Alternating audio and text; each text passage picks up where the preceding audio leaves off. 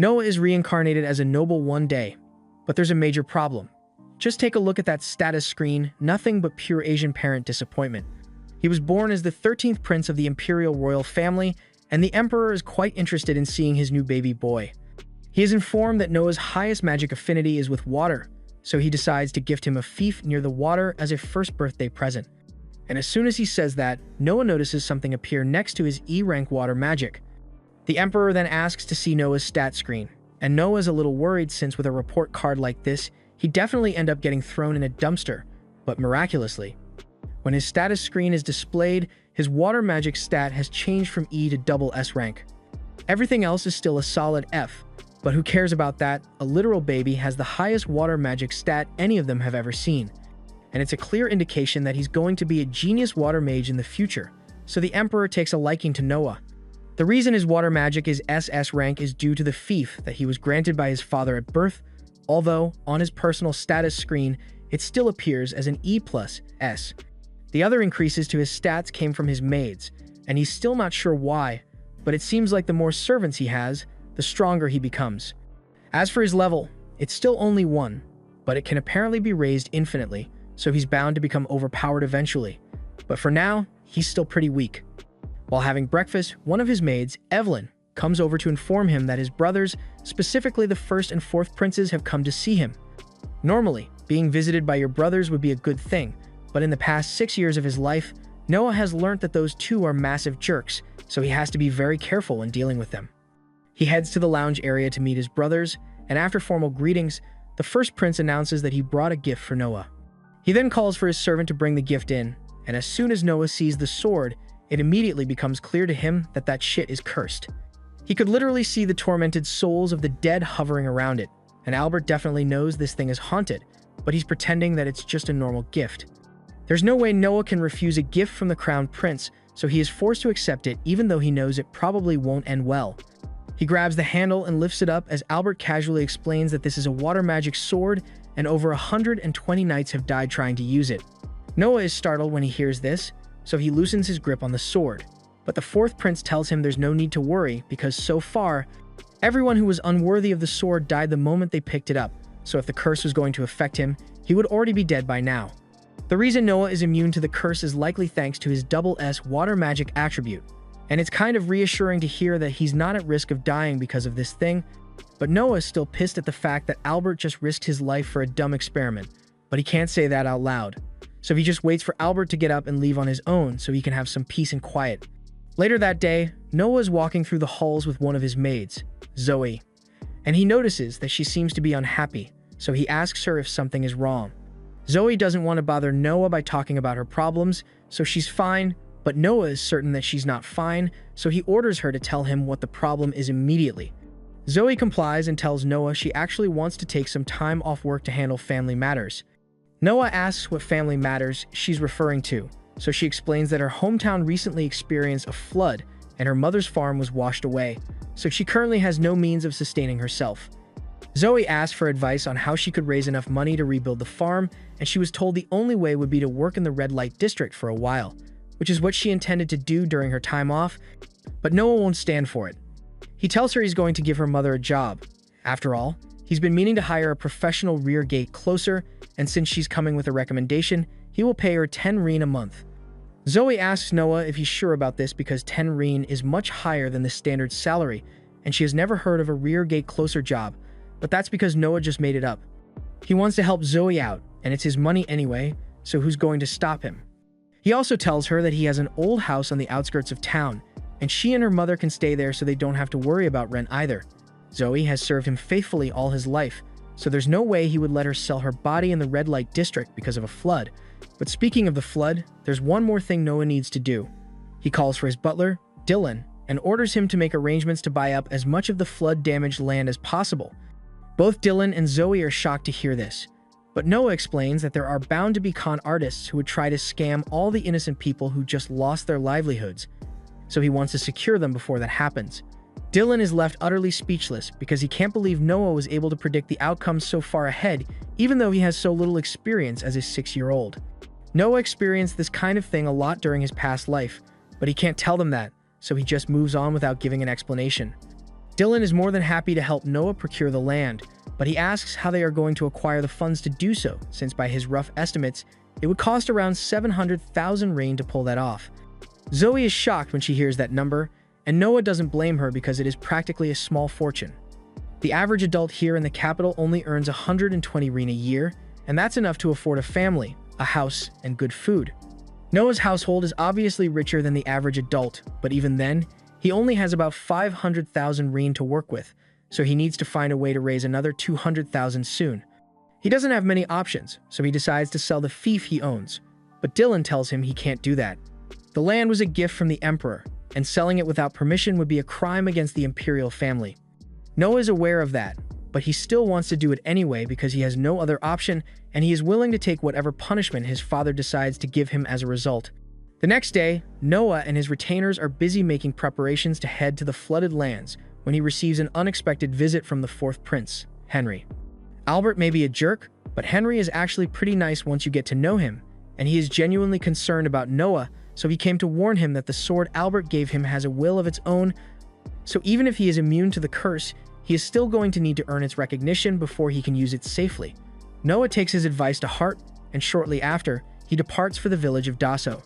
Upon arrival, he discovers that the word flood damage is a bit of an understatement for what happened here because it looks like Kratos and Poseidon had a fist fight out here.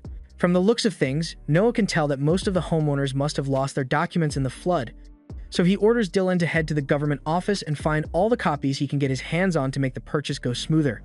In the meantime, Noah decides to head down there personally to see how the people are holding up after the flood. Zoe tries to stop him since reconnaissance isn't a job for a prince, but he tells her he's going whether she likes it or not, so she can either come with him or wait in the carriage until he returns. Zoe reluctantly agrees to go with Noah to investigate, and the situation is just as bad as it looks. All the crops have been completely destroyed, so there's no chance of there being a harvest this year, and without a harvest, the villagers won't be able to survive. Just then, Noah hears a bell ring and notices that all the villagers have started gathering in what used to be the town square. Zoe assumes that this must be for food distribution since the Empire provides disaster relief funds to all regions affected by natural disasters like these. Noah thinks it's good that this region's disaster relief system is functioning as intended, and he heads over to join the villagers in their meal. But the second he tastes the food, he takes back everything good he just said about this place. He has tasted British food that's less depressing than this sad excuse for a broth, and he's pretty sure the vegetables used here were rotten. One of the villagers hears Noah complaining about the food, and unaware of Noah's identity as a prince, he assumes he must be another unfortunate victim of the flood. He tells Noah that the food is always like this, and even if they complain, nothing is done about it because the people who made the food couldn't care less about dumb things like health or food poisoning. Just then, Noah hears a loud announcement about an inspection, so he asks Zoe what it's about and she informs him that the local government official, Lord Garrel, is here to inspect the quality of the food. Garrel walks up to the pot of mystery stew, and he thinks it looks like absolute shit, but he's not the one who has to eat it, so he doesn't care. He tells the chef to prepare some actual food for him back at the mansion, and the chef happily agrees since they both have an agreement. However, Noah refuses to let such callous behavior go unpunished. He confronts Garrel and asks him if he's allowing such substandard food to be served because he's pocketing the rest of the food budget for himself, and Garrel believes that Noah is just another powerless peasant. So he openly admits that he's skimming the food budget because he thinks there's nothing Noah can do about it. Listening to Garrel brag about stealing from starving flood survivors makes Noah's blood boil, so much so that the cursed sword begins to react. Garrel has had enough of listening to this random kid's disrespect, so he takes out his sword and prepares to slay him, but before he could do so, the Leviathan's sword flies out from its case and arrives next to Noah. Noah's strong will and sense of justice were enough for the sword to acknowledge him as a worthy wielder, so now that he is able to use its power, he effortlessly slices Garrel's head off for the crime of embezzling funds and threatening a royal prince. Soon after, Lord Rowan, Garrel's boss, shows up, and the guards try to convince him to have Noah arrested for killing Garrel. But as soon as Rowan sees Noah, he immediately recognizes him as the 13th prince and kneels to show his respect. Noah tells Rowan that they need to have a long chat regarding the situation here, which is a polite way of saying Rowan is in deep trouble for letting Garrel get away with this for so long. He says he has already punished Garrel, but the accomplices who helped him steal those funds are still over there, so he expects Rowan to deal with them appropriately. But in the meantime, Noah orders him to have a decent meal prepared for the people here. Later on, after Noah has completed the purchase of the village, Albert receives a report on what Noah has done, and he's surprised that his brother was able to use the sword without suffering any drawbacks, but he still has more plans in store for him in the future. Meanwhile, Noah is called into a meeting with his father to explain himself. He was fully expecting to be reprimanded for selling his land to buy a flood-damaged village, but to his surprise, the emperor actually thanks him.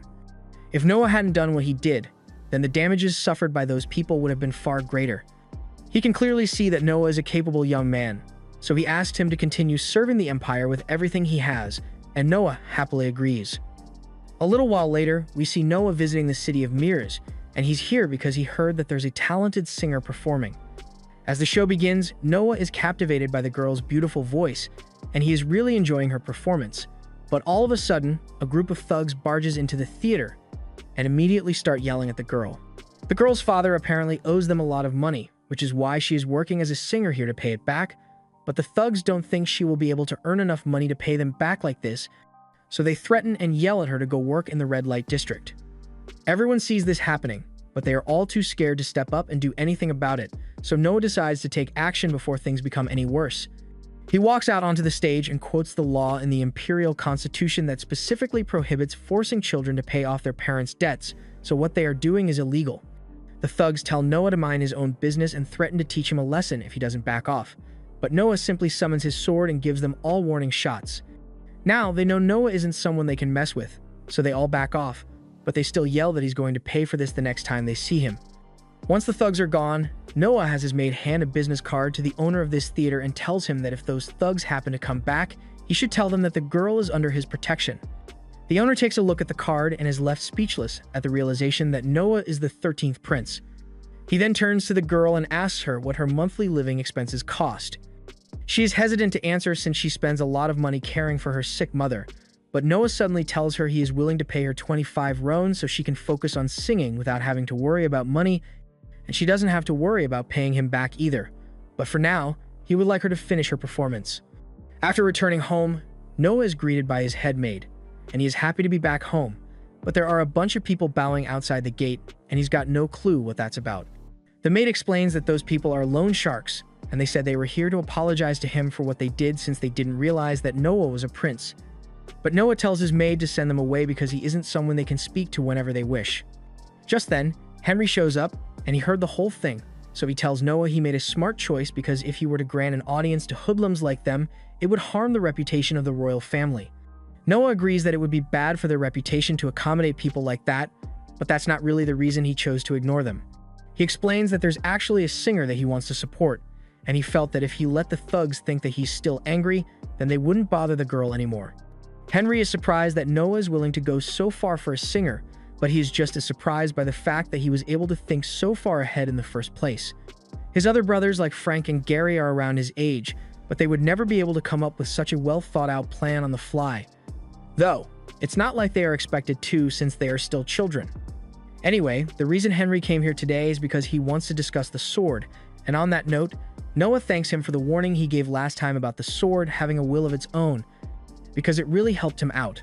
Henry is glad to hear it, but he wonders how Noah carries it around since the sword would normally be too big and inconvenient for a kid his size to carry, but Noah says that it's not much of a problem since he can do this.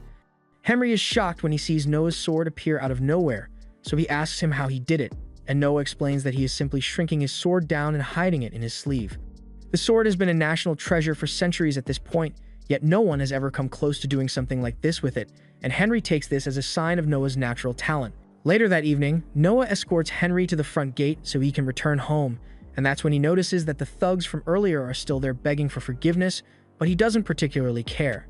One of the thugs is really annoyed by the fact that Noah keeps ignoring him, so he gets up and threatens to kill him, but Noah easily knocks him back down without moving a muscle. Henry asks him what he just did, so he explains that he just released some of Leviathan's power to get the man to calm down, and that indicates an amazing amount of control. But by this point, Henry isn't surprised anymore. That same evening, Noah decides to head into town for an event, and upon arrival, he is welcomed by the host, Radok. As they step into the banquet hall, Radok notices the sword at Noah's waist, and it looks rather special, so he asks him about it. Noah explains that this was a gift from his brother, the Great Sword, Leviathan, and they are all stunned at the realization that Noah is in possession of a national treasure. A few of the people present can't believe a child would own a national treasure even if he is a prince, and by a few people, I mean this particular dude in the back who openly says the sword is probably a replica toy. Noah refuses to let such disrespect go unpunished, so he unleashes a bit of his sword's power to prove that it is the real deal. But he ends up taking it a bit too far, nearly causing everyone present to faint from the overwhelming energy. He eventually ends his display of power, and everyone is visibly shaken. But to smooth things over, he talks about how amazing Noah is for being able to wield such a weapon, and everyone else goes along with it because they don't want to incur his wrath. In truth, Noah wasn't that angry about it, but the sword was, which is why it took action on his behalf. The host asks Noah what he plans to do with the man who disrespected him, and normally, a situation like this would call for serious punishment, but Noah decides to just let it go because it's not that deep. The party carries on as intended afterwards, and all the nobles approach Noah one after the other to introduce themselves. Next up is Byron Allen, the head of the Allen Company, and his daughter, Cindy. After taking one look at them, Noah deduces that Cindy must be adopted, and Byron is surprised to hear him say that, but Noah is indeed right about her being adopted. He asks how Noah could have known that Cindy is adopted, so he explains that he noticed that Byron carries himself with the composure of a noble born into high society, while Cindy carries herself as someone who is still learning the ins and outs. Furthermore, he can tell that she used to be a slave by the way she looked at him when he said she was adopted. Byron begins apologizing for not explaining sooner and clarifies that he indeed originally bought Cindy as a slave, but she is smart and learns quickly, so he thought it would be better to teach her as his daughter so she could inherit his business one day. He assumes Noah must hate the idea of a noble adopting a slave as his daughter, but on the contrary, Noah greatly approves of Byron's decision. He tells Byron that he and his daughter are welcome to visit his mansion anytime, because he would love to hear more about their lives. The next day, Noah heads out into the market to take a look around, and while there, he happens to run into one of his brothers, the 8th prince, Oscar. He asks what Noah is doing out here all by himself, so he explains that he was just taking a stroll for fun. Oscar doesn't see what's so fun about a stroll, but since Noah isn't busy right now, he asks him if he would like to join him for a little treasure hunt. This gets Noah's attention, so he agrees to join, and Oscar takes him to Cobalt Street. This place is known for the countless artifacts that are sold here, but there are also a fair number of counterfeits as well, which is why finding genuine artifacts is really difficult. Noah and Oscar spend the afternoon searching the market for any decent artifacts, but no matter how hard Oscar looked, he couldn't find anything good. He's ready to call it a day and head back home, but all of a sudden, Noah spots a book that catches his eye. He immediately offers to buy it, so the stall owner says he has to pay 3 reen. After paying, Oscar comes over to ask Noah if there's anything special about the book, but the second he lays his eyes on it, he realizes that the book is the grimoire of the legendary sorcerer, Andrea, and something this valuable would normally be worth thousands of reen, so the stall owner just lost his retirement fund without knowing it. Oscar asks how Noah knew it was a grimoire since very few actually know what it looks like. But in truth, Noah had no idea that this was a grimoire to begin with. He just saw one of his stats increase when he touched it, so he wanted to buy it for the stat boost. But now that he thinks about it, if this thing increases stats, then it must be similar to his sword, which would mean it has a consciousness of its own. To test his theory, Noah points Leviathan at the book, and all of a sudden, dark energy begins to pour out of it as a malevolent spirit emerges. Oscar now realizes that the grimoire must have had the sorcerer's soul sealed within it, and now that it has become a vengeful spirit, it is going to attack anything within range. He warns Noah to stand back, but he knows exactly how to deal with this thing, so he raises his sword and hits it with a water slash at full strength.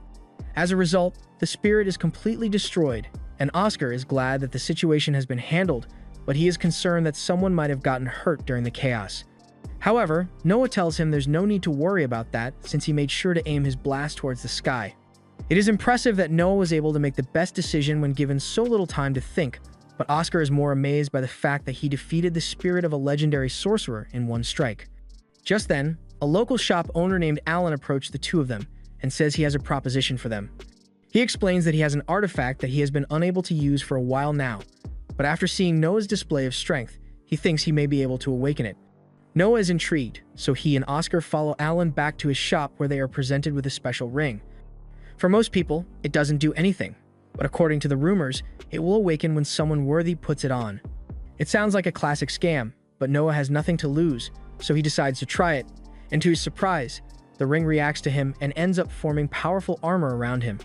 Noah decides to get the ring since it has a myriad of defensive abilities, and on his way back, he gets an unexpected opportunity to test it out as the lone shark from before tries to attack him for revenge. The ring automatically creates a shield to defend Noah, and the guy gets tackled to the ground, so he won't be a problem now. Noah later heads to one of the singer's performances, and after attacking a noble, that lone shark is doomed, so the singer doesn't need to worry about him anymore. But it turns out that he wasn't the only troublemaker, because after the singer finishes her performance, two drunk dudes jump on stage and try to flirt with her. Noah steps in and runs them off, but he is getting tired of the constant trouble here, so he asks the owner to stop accepting customers like them. The owner agrees that it's a bit of a problem, but these are the only customers he has, so he can't afford to stay in business without them. In that case, Noah offers to buy the business outright and offers the owner a huge sack of coins. The singer approaches Noah to thank him for protecting her, and she's not sure how she could ever repay him, but Noah says that all he wants is to hear her sing, so he asks her to perform one more song for him. One morning, Noah is getting ready for the day when he receives news that dead Marley, the general of Wholejoy, is here to visit him. Wholejoy is one of the most promising lands within Noah's fief, so he agrees to meet with Marley and tells his maids to bring him inside. Marley greets him in the meeting room, but Noah tells him there's no need for such formalities and asks Marley to have a seat. Marley and Noah first met a year and a half ago, around when Marley was first appointed as the general of Wholejoy, and speaking of which, Noah asks him how it's going. He recalls that Marley was given an imperial order to manage the flood control of the area, but by the look on his face, he can tell that things aren't going well on that front. Wholejoy is a bountiful grain farmland that runs along a curved river, but this makes it prone to occasional flooding, which is why the Emperor ordered funds to be provided for disaster relief. Marley explains that he hasn't been able to make any significant changes, and the problem main reason is that the Minister of Finance keeps finding excuses to avoid dispersing the necessary funds. Noah is incredibly displeased when he hears this, since it sounds like a clear-cut case of misappropriation of national funds, so he asks Marley to come with him, because they are going to pay the minister a little visit. A little while later, Noah pays the Minister of Finance a visit over lunch, and the minister is just as far and greasy as Noah expected. The minister initially tries to flatter Noah, but he gets straight to the point and asks him why he hasn't given Marley the funds needed to manage the flooding in Wholejoy. The minister remains calm and tells Noah he has a very good reason for that, but Noah cuts him off and tells him he had better not be looking down on him because he is a kid. After all, belittling a prince is an executable offense. The minister is now starting to get a little nervous, so he quickly explains that during last year's flood, the emperor generously granted Wholejoy a tax exemption, so he thought it would only be fair for Wholejoy to use the money they saved to fix the flooding this year. That's the most BS statement Noah has heard in his 6 short years of life in this world, so he asks the minister if he takes him from a fool or something. It is clear that the exemption was granted because Wholejoy didn't have any money to pay taxes last year, so for the minister to speak as though Wholejoy still has that money is an insult to Noah's intelligence. The minister realizes he's in hot water now, so he frantically thinks of another excuse and then tells Noah that the reason he can't hand over the flood money is because he needs it for the emperor. He thinks that by using the emperor's name, Noah won't be able to argue with him anymore. But his excuse was that the emperor is getting pretty old, so he wants to build a royal villa for him. And this is too much for Noah to handle. He tells the minister that he has just committed a grave crime because not only did he call the emperor an old man, he also used his name as a means to cover up his scheme, and to make it all worse. His excuse was something as dumb as, "There's a territory flooding, but I need to use the money to build a villa." The minister begins begging for forgiveness because he realizes how badly he just messed up, but Noah tells him that if he doesn't want the emperor to hear about this, then he had better hand over the funds at once. The minister runs off in a panic to do as Noah instructed, and it looks like the matter has officially been resolved, so Marley thanks Noah for his help. He also apologizes for getting Noah involved in a situation like this, but he had no other choice since there was no way he could have handled the prime minister on his own. As Noah prepares to return home, he suddenly receives a message stating that the emperor wants to have a meeting with him. Noah is surprised since it's rare for his dad to summon him out of nowhere, but it must be important, so Noah drops everything and heads over to his father's castle. Upon arrival, Noah greets the emperor, but he tells Noah there's no need to be so formal around him. First off, he wants to congratulate Noah for doing such a good job dealing with the Minister of Finance. Noah is surprised that the emperor already knows about that when it literally happened a couple of minutes ago. But he is told that information is one of the strongest weapons one can wield, and as the emperor, his information network is unmatched. Noah appreciates his father's praise, but he tells him he was only doing what he thought was right. Even so, the Emperor is impressed that Noah can see past deception so easily despite only being 6 years old. He also heard about how Noah mastered Leviathan's power in such a short amount of time, and it is truly a remarkable feat considering the dark nature of the sword. Noah is well aware how dark Leviathan can be, since it definitely would have killed all those people at the party if he hadn't stopped it. But even though the sword is powerful, Noah hasn't really learned how to properly wield a sword yet, which is why the Emperor prepared an instructor for him. This is Damian Noble, and he is the Empire's greatest swordsman, whom none have been able to defeat, and the Emperor wants Noah to learn as much as he can from him. Noah agrees to the arrangement, but before any formal lessons begin, Damian says he would like to have a friendly duel with Noah. The Emperor doesn't think that would be fair since Noah doesn't know how to fight with a sword, but Damian assures him that this is just going to be a simple test to see how much potential Noah possesses. The Emperor eventually agrees to the duel, so Damian raises his sword and tells Noah to attack him in any way he wants, so Noah grabs hold of Leviathan and charges at Damian. As he fights, Noah can feel the memories and skills of the previous user of Leviathan flowing into him, so his swordplay is growing sharper by the minute. He and Damian eventually lock swords, and just when Damian thinks he's got the upper hand, Noah swipes his sword upwards, disarming the greatest swordsman in the Empire and leaving both Damian and the Emperor speechless. Noah possesses the skills of a sword master, so there is nothing left for him to be taught. The Emperor is astonished by the fact that the greatest swordsman just lost to a 6-year-old. He's still really proud of his boy for accomplishing something so great. As a reward, he offers to make Noah the head of this year's Knight Selection exam, and Noah is greatly honored by the opportunity. The Knight Selection exam is an annual event involving participants from all corners of the world. Within the Empire, military might is incredibly important. Fighters win their regional preliminaries, all gather in the capital for one final battle, and the one who emerges victorious earns the title of Knight. The first job of a newly appointed Knight is to become the subordinate of the head judge of the tournament, and whenever Noah gains a talented subordinate, his stats go up, so he is excited to see what happens. The judging is usually done by either round robin or by elimination, but Noah has something different in mind for this year's tournament, so he asks for permission to cancel the regional preliminaries and hold the entire tournament in the capital. His reason is because he would like to see all the battles in person, and he wouldn't want any strong candidates to be excluded for arbitrary reasons, because he's not there to stop it.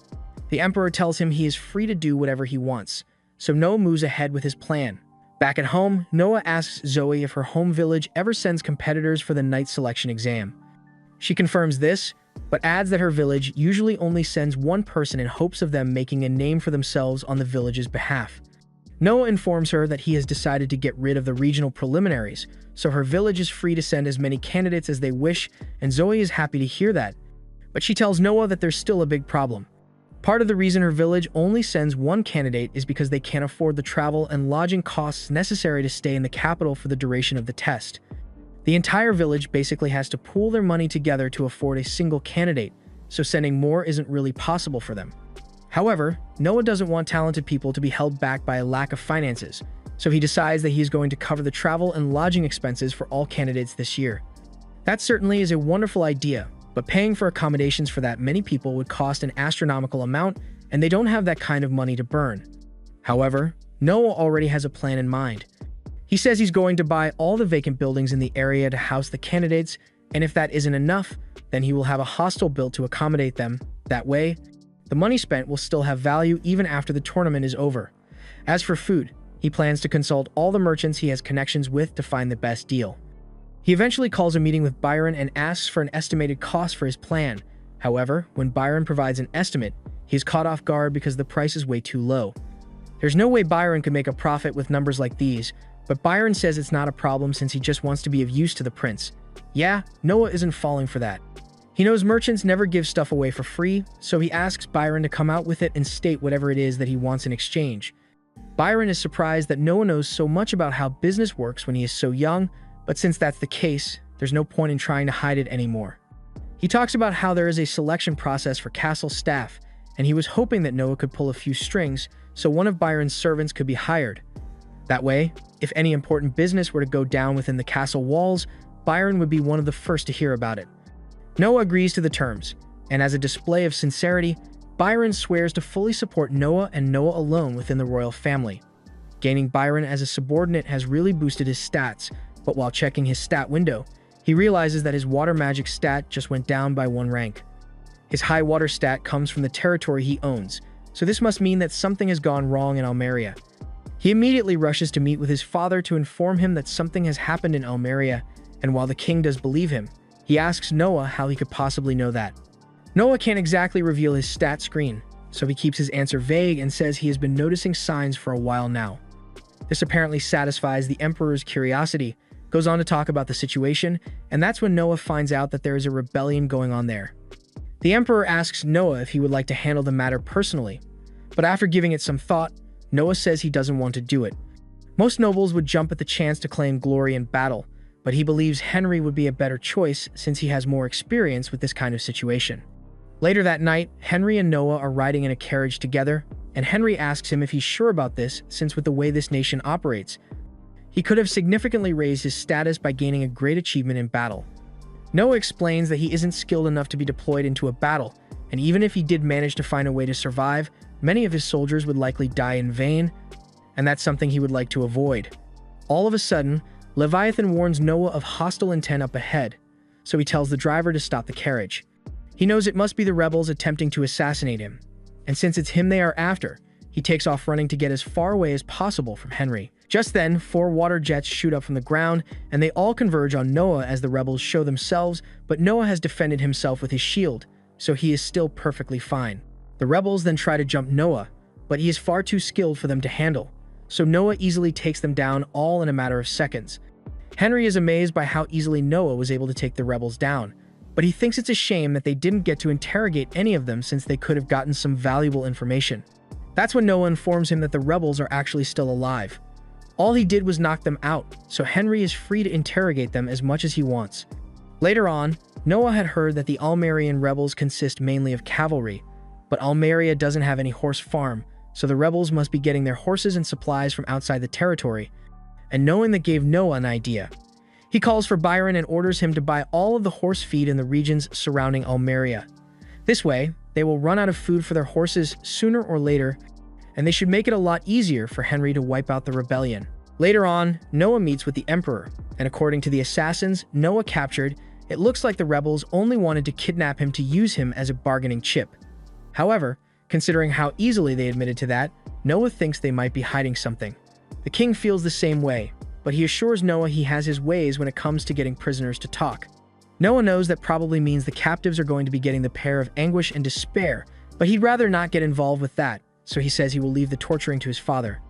The emperor then congratulates Noah for doing such a good job defending himself, because if he had been captured, the empire would have been forced to make a tough decision. He also commends Noah for his brilliant idea to starve the rebels' horses, but Noah has no idea how the emperor found out about that when he literally just gave the order. The emperor goes on to explain that anyone can come up with a starvation tactic, but it takes a real genius to realize that doing such a move would have caused the rebels to attack the surrounding people, so he is really proud of Noah. A little while later, Noah is out on a walk when Byron comes to meet him, and he seems to be done with the task Noah entrusted him with. He says it will be easy for them to acquire all the horse feed before the rebels could buy it, but the leader of the rebels, Carfun, is extremely tenacious and will do whatever it takes to achieve his goal, so he warns Noah to be careful. Just then, Zoe comes up to Noah because there's apparently a wounded man standing at the gate, and he claims to have an important report to give Noah. Noah is intrigued, so he heads to the gate to meet the man and finds out that he is a knight who works in Almeria. He informs Noah that his superior just recently started a rebellion in Almeria, and he was ordered to join the rebellion forces, but he couldn't go along with it, so he fled to report to Noah. Noah already knew about the rebellion, but he still thanks the knight for informing him of it and asks his maid to treat his wounds. He also decided to give the knight a reward of 1,000 reen for his loyalty, but Byron is surprised that Noah would go to such lengths when the information the knight provided isn't even useful anymore. Noah is aware of that, but the fact that the knight chose to come all the way here to relay that information, even though he knew he would be putting his life in danger, shows true loyalty, and Noah wants to reward him for that. A little while later, Noah is in his office filing some paperwork when all of a sudden, Zoe walks in, and she looks really nervous. She collapses on the floor and hands Noah a pouch of coins, but Noah isn't sure what all this is about, so he asks her what's going on. She tells him that some random dude just handed her this bag of money and told her to pour a sleeping drug into Noah's tea so they could kidnap him, so she came to snitch. Noah assumes it must be the rebels trying to get to him again, but he wonders why Zoe even bothered accepting the poison and money in the first place. She tells Noah that she could never betray him after everything he has done for her, but they threatened to kill her if she didn't accept the job, so she had no choice but to pretend to go along with it. Noah understands the situation, and he is grateful that Zoe didn't sell him out, so he offers her a bonus check of 5,000 reen as a reward, 10 times the amount that the rebels tried to bribe her with.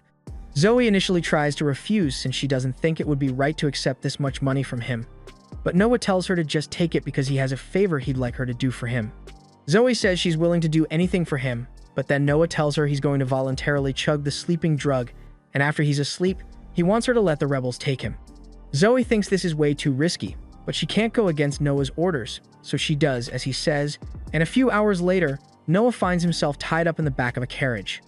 This is pretty much what he expected to happen, which is why he hid the shrunken Leviathan in his ear so the rebels wouldn't take it away. Thankfully, he still has his ring on, so he uses its ability to cut the ropes, and once he is free, he asks Leviathan to show him what happened while he was unconscious. Basically, after drinking the drug tea, the rebels broke in and carried Noah's body away before loading him into this carriage and riding off into the forest. They seem to have stopped to take a break, so Noah thinks this is the perfect time to take action and climbs out of the carriage to confront them. The rebels aren't worried at first when they see that Noah has broken free, because they assume there's no way a kid could possibly defeat all of them. However, Noah begins effortlessly cutting them down one after the other, and in no time, he's the only one left standing. A few moments later, Noah notices a group of knights approaching, and Zoe is here as well. He asks her what all this is supposed to be, so she explains that even though everything went according to Noah's plan, she was still worried, so she contacted the knights and organized a rescue operation for Noah. Noah appreciates the consideration, but there isn't really much to do now, so he just asks the knights to take care of the criminals he just took care of.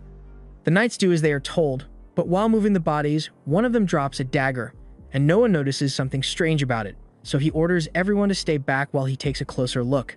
He can sense an unbelievable amount of malice coming from this thing, and it's pretty clear that it was cursed by someone. But curses go both ways, and Noah can now use this to track down the owner. He readies Leviathan and prepares to use its power to settle the score once and for all.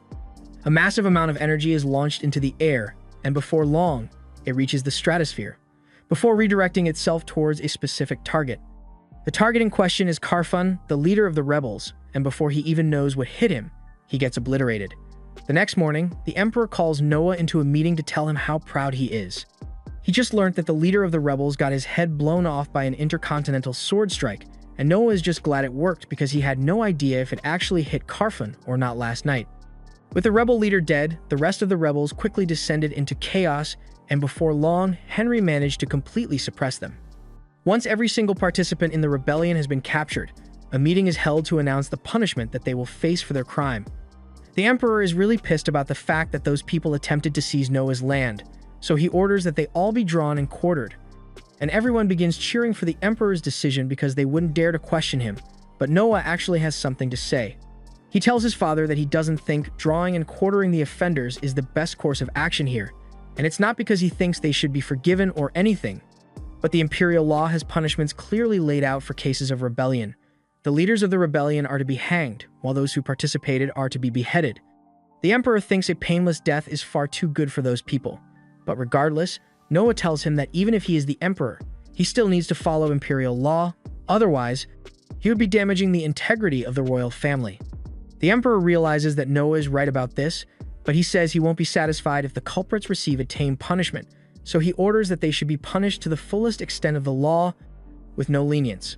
Noah has no objections to this, so the Emperor makes it official, and he orders the Prime Minister to ensure that the punishments are carried out correctly. All the nobles in the crowd were silent at first since they didn't know how the Emperor would respond to Noah's brazen attitude, but now that they know that the Emperor is on Noah's side, they all begin praising him for his exemplary bravery. Now that the hearing is over, the Emperor stands up from his throne and approaches Noah to thank him for being so forthcoming earlier since he prevented him from sullying the Empire's good name, and he says he plans to reward him for his effort. He declared that he will be granting Noah a title since any child is capable of standing up to their father, but the wisdom to do so at the right time is a talent that is worth recognizing. Thus, the Emperor announces that Noah will hereby be known as the Wise Prince, which is a great honor since it is an extremely rare title. In all honesty, if Noah were a few years older, the Emperor might have considered making him the crown prince right here and now, but he is still far too young for such a station. so this is the best he is going to get for now. That aside, the Emperor recalls that the knight selection exam is going to be starting soon, so he asks Noah if he has decided how he intends to judge it, and as a matter of fact, Noah has a foolproof plan for the event, but he would rather share the details in private, so he asks the Emperor to wait till later. After the hearing is officially over, Noah brings the Emperor out into the garden and has 4 servants stand around with buckets of water while he sips a cup of tea. When he gives the signal, all 4 servants attempt to throw the water on him, but Noah effortlessly uses his ring shield to block each and every last drop. This is how he plans to judge the candidates of the selection exam. He will have them attack him one by one and then judge their performance based on how close they get to actually hitting him. The Emperor is impressed since this method takes a lot of the stress of judging off Noah while also making sure it is fair and equal. However, he is a little worried about the risks since if one of the participants happens to be strong enough to break through Noah's shield, then he might get seriously hurt. Noah is aware of the risks, but he assures his father that everything is going to be fine because he has measures in place for such an occurrence. Later on, the Emperor heads to the royal treasury with the Prime Minister, and along the way, the Prime Minister asks him if he's sure it was a good idea to openly admit that he thinks Noah is a good candidate for his successor like that. The Emperor sees nothing wrong with it since it's pretty obvious that Noah is a genius. After all, he took out an enemy leader at his age without ever so much as setting foot on a battlefield, and that is a feat worthy of recognition. There's also the fact that the magic sword in his possession holds unimaginable power, and even now, part of that power remains sealed because it would be too dangerous for an ordinary person to wield, but something tells the Emperor that Noah could probably handle it. The day of the knight selection tournament finally arrives, and everyone has been informed of the rules of this tournament. Noah is going to be sitting in his chair all day, and one by one, each knight candidate is meant to come up and attack him. His shield is more than enough to stop their attacks, so no one has managed to get anywhere close to actually hitting Noah yet. Even magic is completely ineffective against his defenses, so it looks like no one stands a chance here. Time goes by, and it is time for the final contestant for the day, so Shirley steps out onto the stage and draws her sword before charging at Noah with full force. Noah's shield activates as intended, but Shirley's sword actually manages to cut through it, which Noah really wasn't expecting to happen, so he ends up getting pierced in the arm a little. The guards immediately apprehend Shirley for daring to injure the prince, but Noah tells them to release her immediately because attacking him was the whole point of the contest, and he wouldn't have set it up like this if he wasn't willing to accept a few injuries as a result. Anyway, since Shirley managed to break through his defenses, Noah announces that she has passed his test. Noah later invited her to come back to his quarters, and once they arrived, she nervously asked him what he meant when he said she passed his test. She assumes that means Noah is going to punish her in some way for harming him, but Noah tells her he really holds no grudge against her for what happened. In fact, he would like her to attack him one more time. Shirley is still a bit nervous and isn't sure what to do, but Noah reminds her that she is a knight, and her job as a knight is to follow his orders regardless of what they may be, so she picks up her sword and charges at Noah. His shield activates as expected, but unlike last time, no matter how hard Shirley pushes, she is unable to break through. Noah explains that he could have stopped her during the contest if he wanted to, but he wanted to see if she was the type of knight who would follow through on her orders to attack regardless of the situation. Most people would have held back because they were scared of hurting Noah, but she charged in at full force, and that's the kind of commitment Noah wants. Shirley swears her undying loyalty to Noah, and as he takes a look at his stat screen, he realizes that having her as a subordinate just gave him a significant boost. Just then, Zoe comes in with a doctor to treat Noah's wounds since it still needs to be taken care of, and thankfully, Shirley's strike didn't hit any bones or major arteries, so the doctor is able to patch Noah up fairly quickly. Shirley is amazed because she had no idea that injuries could be treated in such a manner, especially since there are no doctors in her village. Noah is surprised to learn of this, so he asks Shirley what the people in her village usually do when one of them gets sick. Shirley explains that they kind of just leave it like that and hope it gets better on its own, which usually doesn't end well. Noah can't just leave things as they are, so he asks the doctor what's the quickest way to become a doctor, and he is told that one would have to become an apprentice first. Thus, Noah turns to Shirley and tells her to gather the most clever and hardworking people from her village and bring them to him because he's going to have the doctor take them on as apprentices. He assures her that all expenses will be covered, so she doesn't need to worry about that, and Shirley is very grateful for Noah's consideration. Now that Shirley is one of Noah's knights, she lives in the mansion, so the next morning, she wakes up and gets dressed for her duties. While heading downstairs, she runs into Zoe, so she greets her, and mentions that she could barely get any sleep last night because she isn't used to sleeping in such a big room. She's honestly surprised by how well taken care of the servants here are, and it's clear that they all love Noah more than anyone else because he treats them well. Among all the princes, it is widely known that Noah is by far the kindest, which isn't exactly hard since most royals do tend to be jerks. Still, Noah is loved because he doesn't let his status change the way he treats others.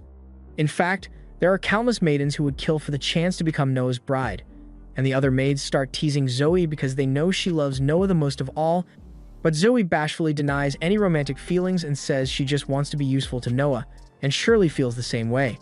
Later that day, Noah is busy stamping some documents with Shirley by his side, and a few moments later, a knight comes to inform Noah that the list of knight candidates that he chose have been approved. Noah thanks the knight for his work and tells him he may go now, but he asks Shirley to escort him as he leaves. Shirley still isn't used to the idea that she is now a high-ranking knight herself, so she bows to thank the knight for paying a visit, but the knight tells her that it isn't necessary because she is technically above him now.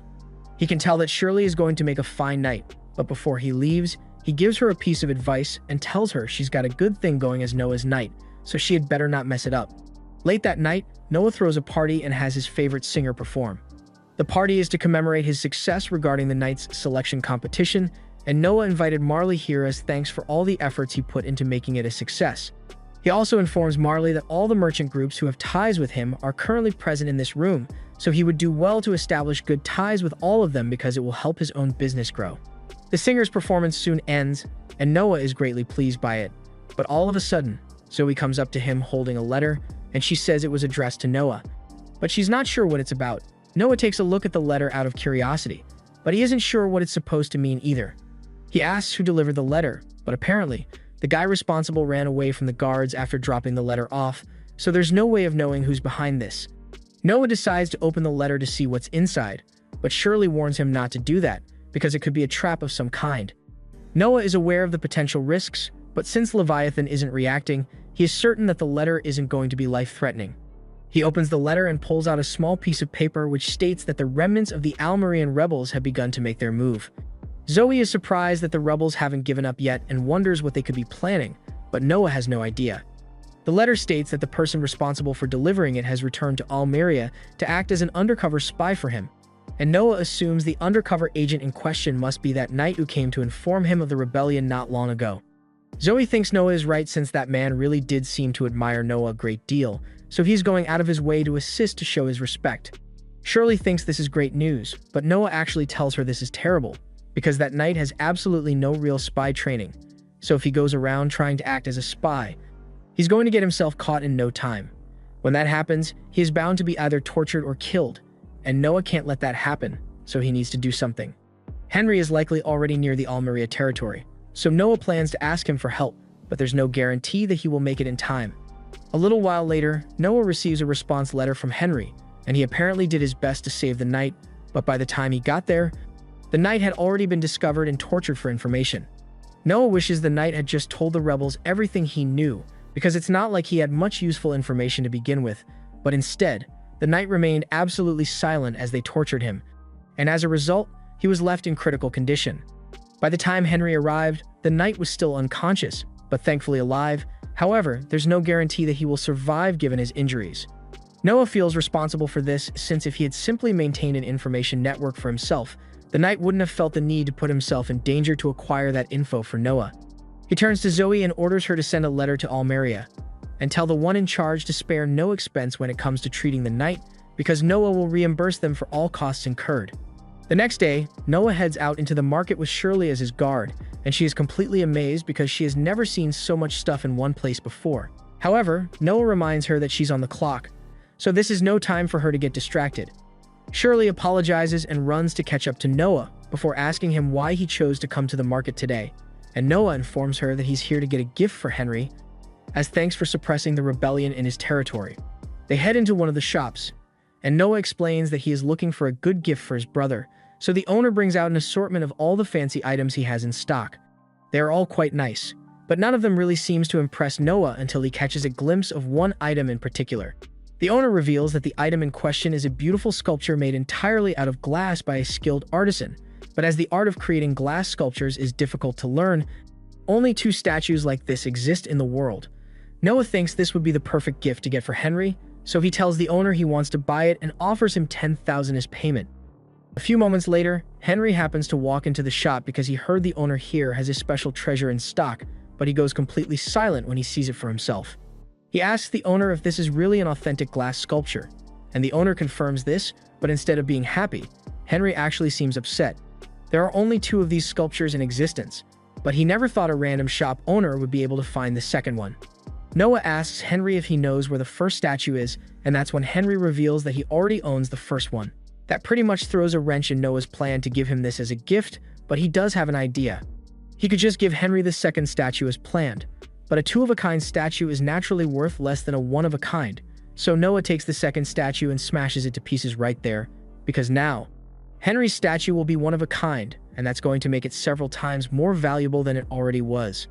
Henry is surprised that Noah was able to understand such a complex concept, but he is grateful for Noah's consideration and promises to return the favor somehow. As Noah is returning home for the day, Shirley asks him if it was really necessary to destroy such a valuable treasure, since he still had to pay for it in the end. But Noah tells her it doesn't really matter because it was just an object. He says the only treasure he is truly concerned about is the people who would wholeheartedly devote themselves to him. And to him, Shirley is one of his most important treasures. She has learned a lot about him over the past few days, and she now knows without a doubt that she wants to follow Noah for the rest of her life. 6 years go by, and Noah has grown into a confident 12-year-old prince, meaning he is older, stronger, and ready to do even more amazing things. Since Noah just turned 12, countless people seeking to earn his favor have been showing up to drop off gifts for him, and the line is so long that it has literally been going 3 days straight at this point.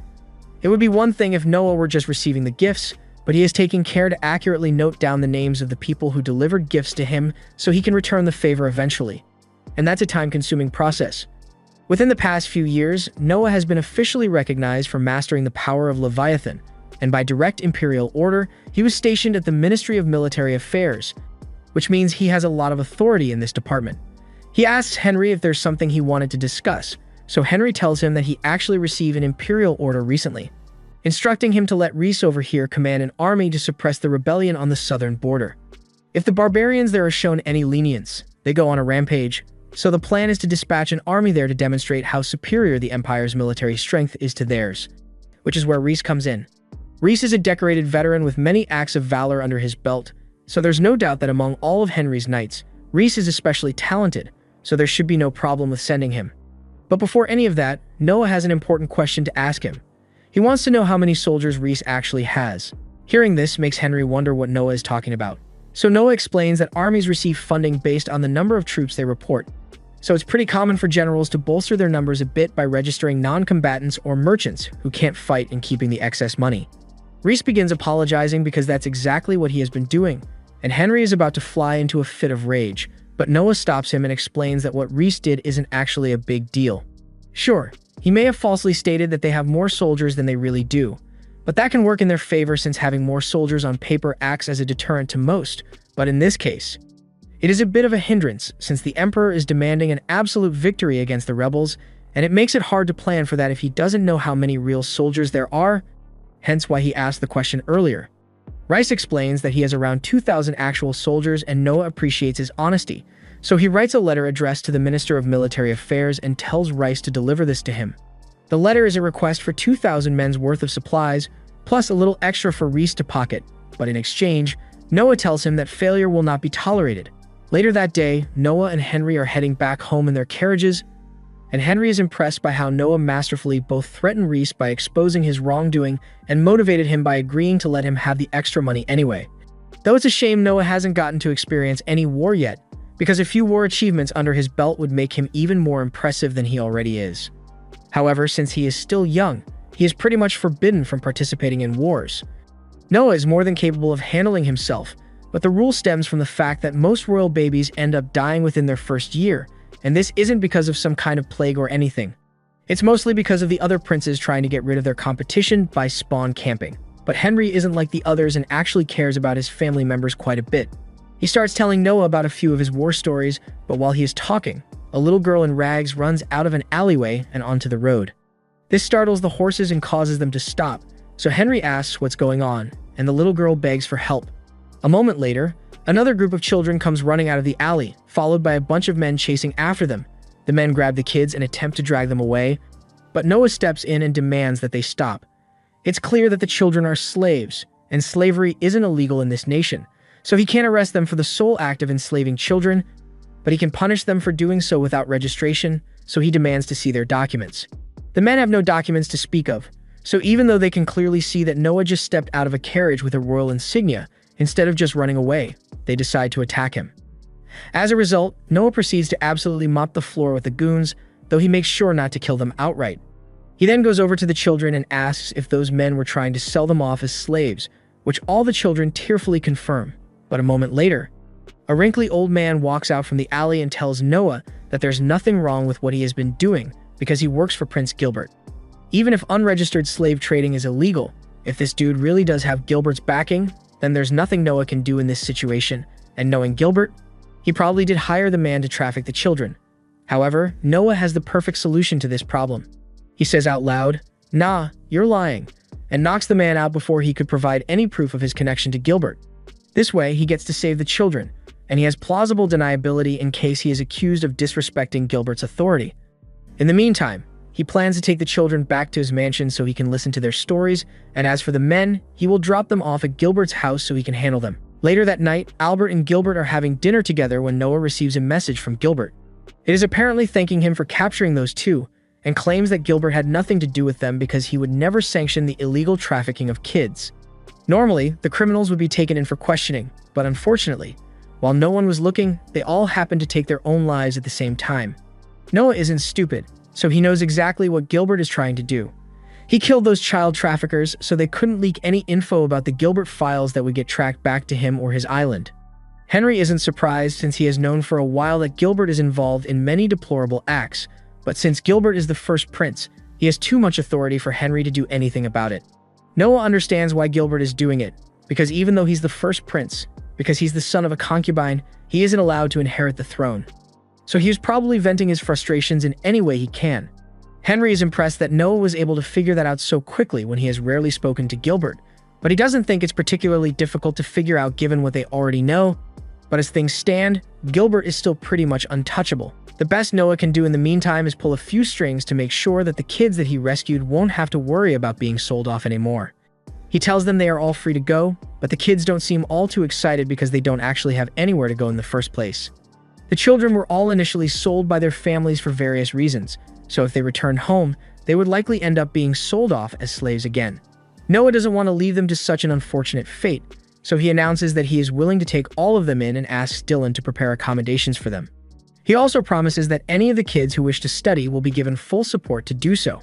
The kids ask if this means Noah intends to buy them, but he clarifies that he doesn't want slaves, he wants loyal subordinates, so if any of them want to leave for any reason at any time, he will not stop them.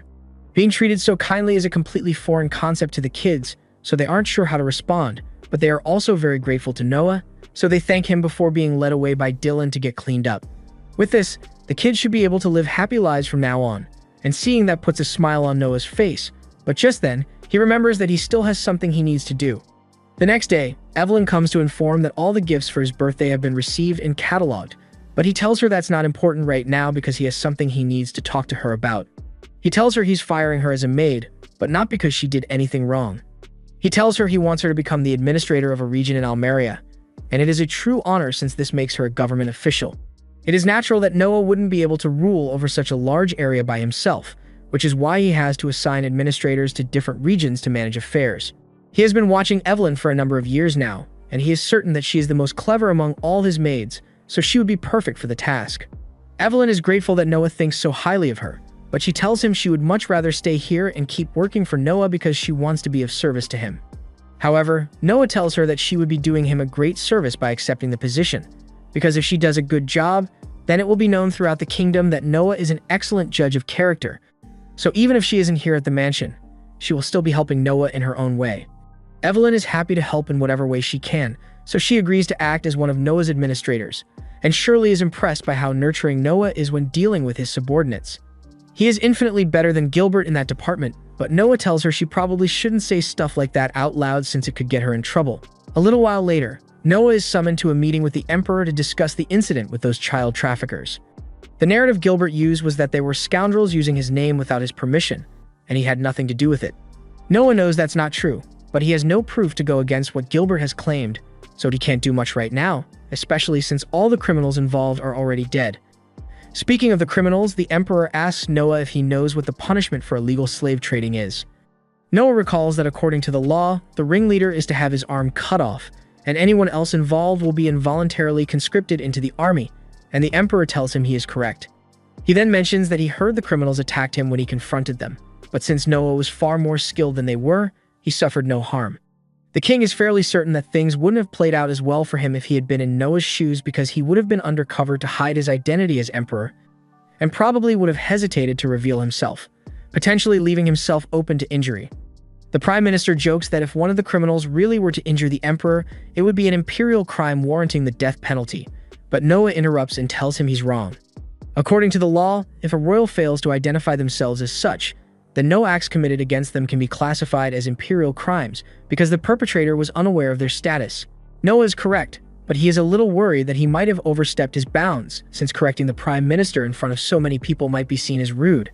But to his surprise, both the emperor and the prime minister start laughing because they had made a little bet on whether Noah would correct the mistake or not.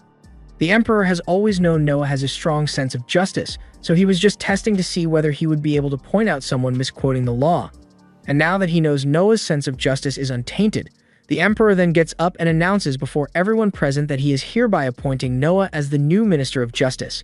Later on, Noah arrives at the Ministry of Justice and he is introduced to Vinny, the vice minister of justice. Noah can see that Vinny is young and talented, so he asks him to explain a general outline of what his duties are as the minister of justice.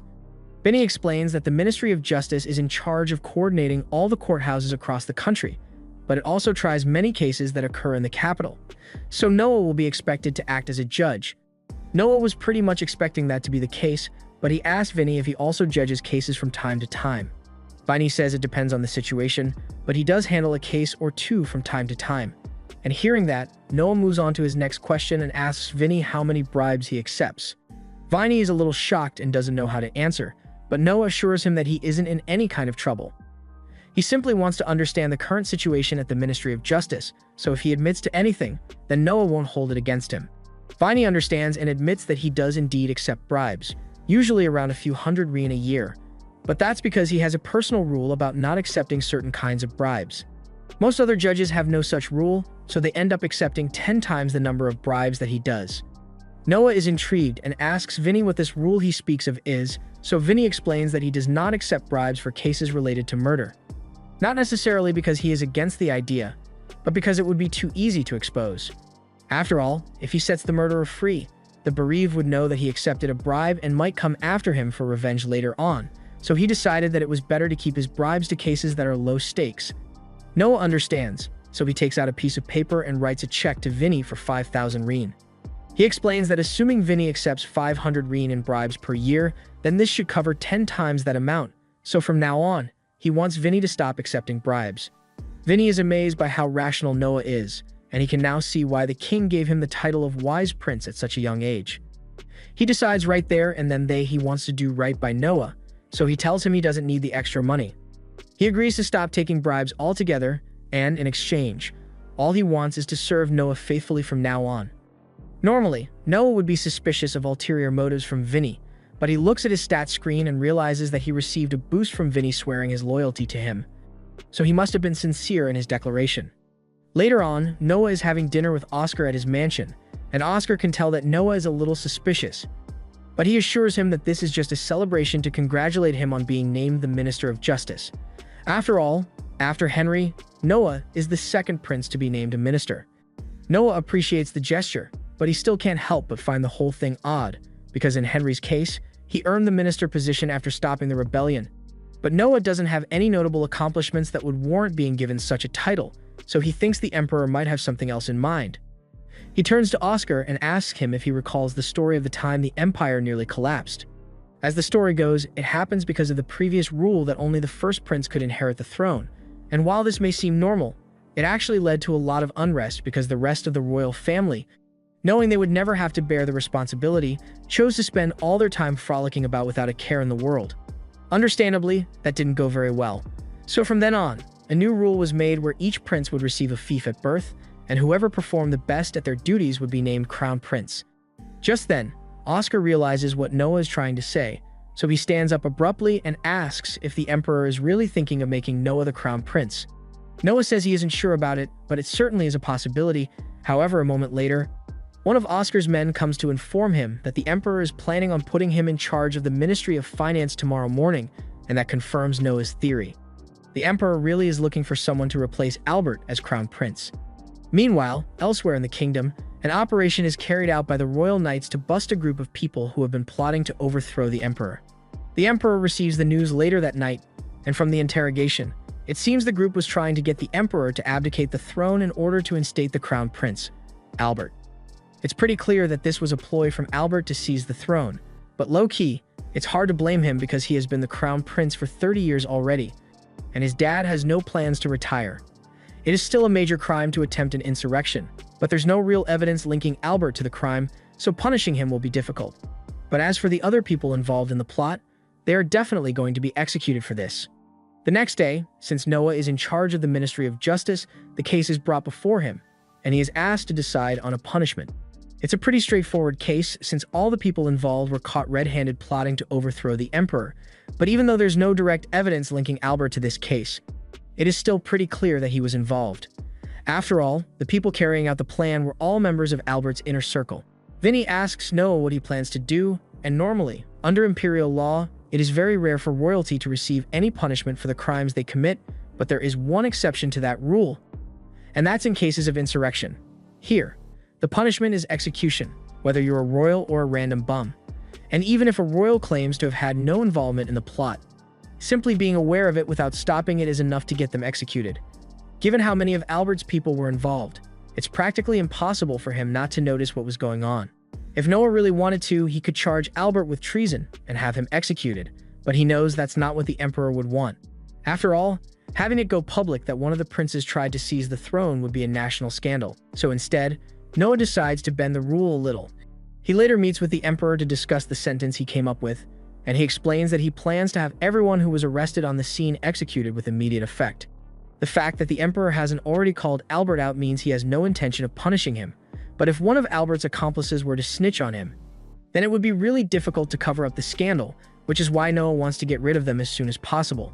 The Emperor is impressed that Noah was able to deduce his intentions, even though he never actually said anything, so as a reward, he grants him a budget increase and tells him he has high hopes for him in the future. After that, Noah returns home, but as he is approaching, he sees two of his front gate guards lying on the ground severely wounded, and it's clear that something is going on. He goes out to check on them, but one is already dead, and the other just barely manages to warn Noah that the intruders who did this are still inside.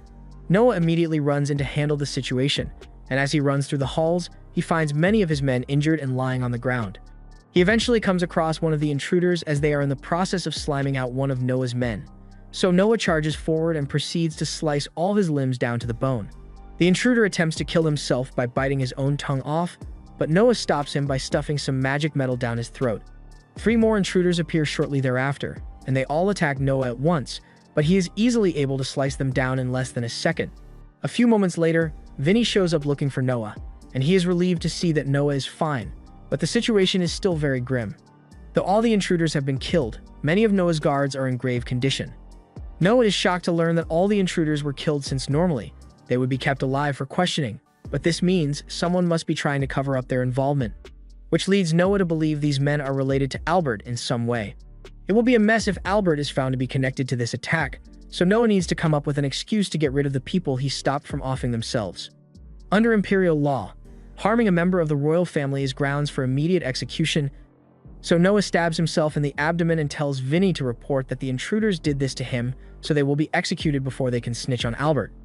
A few minutes later, Noah's wound is being treated when Vinny comes up to inform him that the executions have been carried out as he instructed, and Noah is relieved to hear that because if Albert's assassination attempt came to light, it would be a stain on the name of the royal family. Later on, Noah is called into a meeting with the Emperor to discuss what happened, and the Emperor knows that there's no way a bunch of random intruders would be able to lay a finger on Noah, so he must have injured himself as an excuse to get rid of them. He knows why Noah did it, and he is proud of Noah for going so far as to wound himself just to protect the family name. He asks Noah to take a walk with him, and once they are out in the garden, he mentions that it is common for great emperors such as himself to have their reputation tarnished later on in life. When he says this, he is referring to the fact that if he were to be overthrown, the usurper would likely claim he had grown senile in his old age and was unfit to rule the empire. They both know the usurper in question is Albert, and the emperor clearly doesn't trust Albert in the slightest right now. So the only reason he hasn't punished Albert already is because of the implication denouncing the crown prince would have on his legacy. Noah comes up with a solution to the problem and suggests that since the emperor recently appointed Henry, Oscar, and Noah as minister princes, in order to ensure that operations are handled effectively, he suggests that the emperor should create a whole new position called the prime minister prince and have that position oversee the operations of all the minister princes. He then nominates Albert to fill that role, but the second the emperor hears that, he immediately shuts the idea down because he refuses to entrust Albert with such power. He is about to walk away, but suddenly, Noah calls out to him and says that he can understand why Albert is so impatient to claim the throne, because who wouldn't be after waiting 30 years? At least this way, he could placate Albert by giving him the control and power he desires, even if only symbolically. The emperor understands where Noah is coming from, but if he gives Albert power over the three prince ministers, then there's a chance that he will prevent them from bringing important matters to his attention. That certainly is possible, but Noah already thought of the perfect solution to that problem, which is why he intends to add a clause where if all the minister princes agree that a matter is serious enough, they can bypass Albert and go straight to the emperor. The emperor likes that idea because it pretty much means Albert will have no real power, but it would still be enough to stop him from lashing out. The emperor is extremely grateful to Noah for coming up with such a brilliant solution to the problem, and he wants to give him a reward for his effort, but money won't be sufficient in this case, so he invites Noah to head to the vault with him. He tells Noah he is free to choose any item he wants from the vault. So Noah heads inside and starts looking around with the help of Leviathan, eventually settling on a special box. But the second he opens the box, he is engulfed in flames. Noah soon realizes that the artifact has a consciousness of its own, just like Leviathan does, and since that's the case, he knows exactly how to deal with it. He uses Leviathan to pierce through the artifact's flames in one go and assert dominance over it. And now that he has established himself as the artifact's master, the flames around him recede, and he is left holding a ring. Now that Luthier is in Noah's possession, he gets a significant boost to his fire magic stats, and the Emperor is amazed that he was able to tame it so quickly, though he should have expected as much from Noah. He asks if Noah wants to test it out because he can prepare a few targets for him, but Noah tells him that it won't be necessary because he has something better in mind. He takes the Emperor out into a clearing in the woods, and once he is ready, he activates Luthier, but instead of aiming at something else, Noah launches the fire at himself. The Emperor is worried about him for a second, but Noah assures him that there's no cause for alarm because he just wanted to test Luthier's strength compared to Leviathan. And just as he expected, Leviathan is slightly stronger than Luthier, so he is able to keep the flames under control. Furthermore, he is also able to restrict the range of the artifact to ensure the Emperor's safety, and having this level of control over an artifact that he received literally minutes ago is nothing short of unbelievable. But the Emperor has come to expect the unexpected with Noah. He formally entrusts Luthier to Noah and asks him to use it for the sake of the Empire. A little while later, Noah is brought before the Emperor as the Minister of Justice, and he is appointed to deliver judgment on a particular internal affairs case. The Emperor's brother, Graham, has a nephew who happens to be a little shit, and the nephew has always been tyrannical in ruling his domain. But he went too far this time because he recently killed a completely innocent person for no reason, and that is a serious crime. Graham has taken responsibility for the incident and even offered to pay a hefty fine for it.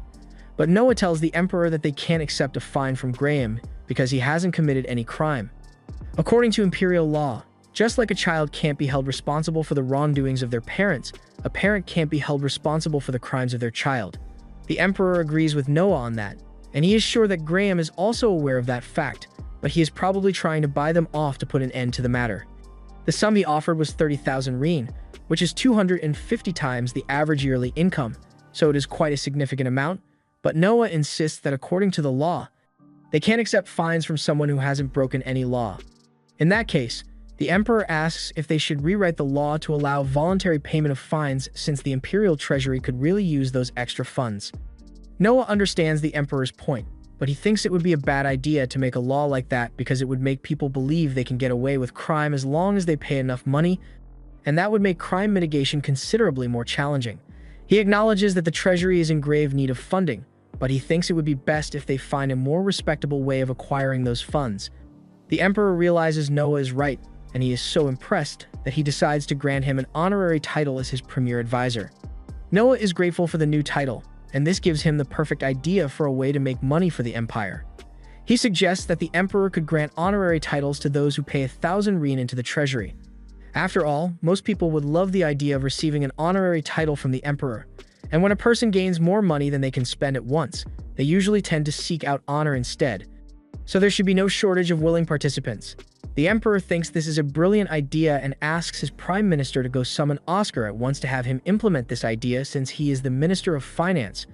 Hearing this, Noah decides to leave for today because he wouldn't want to encroach on Oscar's area of authority, but as he steps outside, he finds a group of people gathered around the hole he made earlier. Just then, he is approached by a man named Shizu, and Shizu explains to him that the others are just intrigued because they have no idea how the ground melted in such a way. One of them even fell in trying to figure it out, which Noah finds amusing. He hands a pouch of money over to Shizu and asks him to spare no expense in treating the person who fell into the hole, since he is the one responsible for it, and Shizu thanks Noah for being as generous as always. Just then, Noah notices that Shizu is carrying something, so he asks what it is, and Shizu explains that it's a box of rhino beetles. Apparently, the 16th prince enjoys watching them fight, so he asks for a few to be captured for him. Noah finds the idea of watching creatures fighting intriguing, so on the carriage ride home, he decides to try it out with Leviathan and Luthier. He asks them if they would be willing to face each other in battle, and both Leviathan and Luthier seem up for it. So they manifest miniature forms and start duking it out. Noah watches with interest as the two battle non-stop, but ultimately, Leviathan is still slightly superior to Luthier, so he eventually wins. One of Noah's maids happened to see the whole thing, and she was really intrigued because she had never seen anything like it. But then she realizes that it's impolite to look at what Noah is doing without permission, so she apologizes for the intrusion. Noah tells her he doesn't mind and even offers to show her some more, since Luthier seems to want a rematch. Noah wonders if he can get stronger by watching these two fight, and as he takes a look at his stat screen, his theory is confirmed because he realizes his level just went up. After returning home, he has Leviathan and Luthier fight a dozen more times, and so far, Leviathan has won every single battle, but each time, Luthier's technique improves bit by bit until he is finally able to defeat Leviathan. After the last battle, not only did Noah's level go up once more, Luthier's rank also went up a little, meaning Noah's items can grow stronger by facing each other in battle, and he gains experience from the whole process. Zoe is amazed because this basically means that Noah can indefinitely raise his level without even needing to fight, but Noah tells her it's not that simple. The first time his level went up, all it took was one battle, but to get the second level up, it took 10 battles, so the experience required probably goes up with each level. Just then, Henry shows up looking for Noah and tells him that he is about to be sent on his first mission. Apparently, a monster nest nearby has recently begun acting up, so Noah has been tasked with handling it, and to decide how many troops Noah will need to take, Henry pulls out a special magic box. For this kind of thing, you don't want to take too many or too few soldiers, so the box analyzes your capabilities and comes up with an ideal number of troops for the mission. However, when Noah touches the box prints out the number 1, meaning Noah alone is enough to handle the monster nest. Henry is shocked since this is the first time something like this has ever happened, but is it really surprising at this point? Later that day, Noah is in his study, reading a book when he is suddenly informed that someone is here to meet him, so he stops what he's doing and tells them to come in. The person in question is Reese, and he apparently has a message from the Emperor for Noah. According to the imperial customs, a person delivering a message from the Emperor is to be treated as the Emperor's proxy and afforded the due respect, so Noah kneels before Reese as he delivers his message. Reese then proceeds to inform Noah that by the Emperor's orders, his mission has been postponed until further notice, and after he's done delivering the message, Reese kneels before Noah to show his respect. As a member of Henry's house, Reese has to follow the rules which state he must always show proper respect when meeting a prince, regardless of which prince it is. After he's done paying his respects, Noah asks Reese if he knows why the Emperor postponed the mission, since Noah should be more than capable of handling it on his own. But Reese informs him that it is precisely because of how capable Noah is that the Emperor postponed the mission. He apparently wants to turn it into a grand event so everyone in the Empire can bear witness to how great Noah is, and if that's the case, then Noah assumes it's going to take a while for everything to be prepared. In the meantime, Noah decided to head to the local artifact merchant to see if he has any sentient artifacts in stock, but unfortunately, The man says he hasn't come across anything of that nature. Noah is disappointed, but he kind of expected it to be difficult to come across something like that, so he hands the shopkeeper a bag of money and tells him to keep an eye out for anything that fits that description. He also promises to give him an extra reward if he finds something good, and I know Noah is trying to be generous, but if the Empire's treasury is kinda low on funds, maybe he shouldn't be handing money out left and right. Noah is about to start heading home, but as he is leaving the market, he notices a commotion, and it turns out that there's a man threatening a shop owner because the dude didn't want to sell him an item that someone else has already reserved. Dalem was notorious for this kind of behavior, but none of the shop owners in the area could do anything about it because his status pretty much makes him untouchable. However, Noah suddenly yells at him to stop, and as soon as Dalem spots him, he recognizes Noah as the 13th prince, but he doesn't look particularly worried. Noah tells Dalem that what he was doing just now counts as intimidation, and that is a serious offense. But Dalem corrects him and informs Noah that he is a member of Prince Gilbert's house, and as per Imperial law, he can't be convicted of any crimes aside from murder or treachery. Which means even Noah can't punish him for something as minor as intimidating a few shop owners. Noah knows Dalem is right about that, and normally, there really would be nothing Noah could do to punish Dalem. But then he remembers the rule about members of an imperial house being required to show respect to all princes when meeting them. And that's good enough of a reason for Noah to accuse Dalem of being disrespectful to the royal family. He then orders Shirley to apprehend Dalem, and while she has him pinned to the ground, Noah asks if anyone has something he can use to punish Dalem. And since the shop owners hate Dalem so much, one of them wastes no time pulling out a whip. Dalem is tied to a stake shortly after, and Shirley asks Noah how many lashes she should give him. Noah says that if Gilbert found out that one of his people was using borrowed authority to terrorize his people, then he would most definitely give them the death penalty. So that's exactly what he plans to give Dalem, and a long and painful lashing session later, Dalem was pronounced dead. Noah regrets nothing, but he does realize that his decision was overstepping boundaries since Dalem was one of Gilbert's people, so he decides to go over to Gilbert's mansion to apologize. And to really sell the apology, he asks Shirley to put him in handcuffs. Upon arriving at Gilbert's estate, Noah explains what happened in great detail and apologizes for failing to discuss this with Gilbert before making such a decision. But Gilbert seems pretty chill about the whole thing and tells Noah that he did nothing wrong because he wasn't someone worth worrying over. If anything, he thinks it's fair to say that Noah did him a favor by protecting his reputation from a man who would commit crimes in the name of a prince, and with that, Gilbert formally forgives Noah for what happened. Now that all is said and done, Noah and Shirley leave Gilbert's mansion. But as they are walking away, Shirley asks Noah if it was really necessary for him to handcuff himself to apologize even though Gilbert was so chill about the whole thing. But Noah reveals to her that in reality, Gilbert was furious the entire time. But because Noah came to apologize immediately, he couldn't take his anger out on him and was forced to accept the apology. The next day, Noah is back at home when he is suddenly informed that a member of the imperial family is here to see him, and as he agrees to the meeting, he is introduced to Don. Don says he has heard a lot about Noah's exceptional capabilities, and he says he would like to come serve under Noah here, to which Noah agrees. But he can tell that there's something off about Don, so he asks Dylan to do a thorough background check on him. This was the end of episode 8. Subscribe to not miss the next part.